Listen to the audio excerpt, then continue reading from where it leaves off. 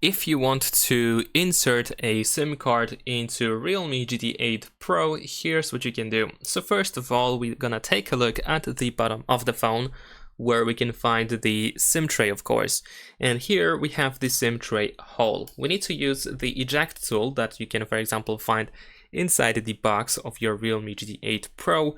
And of course, you can also use an alternative as well. And we're gonna insert it into this SIM tray hole. There we go. Now once it is in, you want to use a little bit of force and push it into the phone in order to make the SIM tray pop out.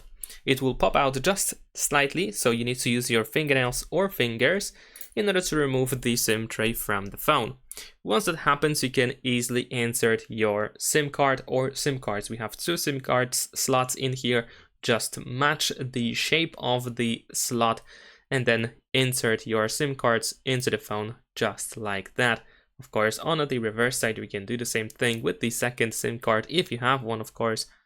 And there we go. Now, once you have your SIM cards, make sure that they are fully, properly inserted and they do not stick out, because otherwise you might have trouble with sliding the SIM tray back into the phone. And this is something that we're gonna do right now. Just slide it back in, push it down with your finger, and there we go. Just make sure that it is fully in. And that is it. Subscribe to my channel.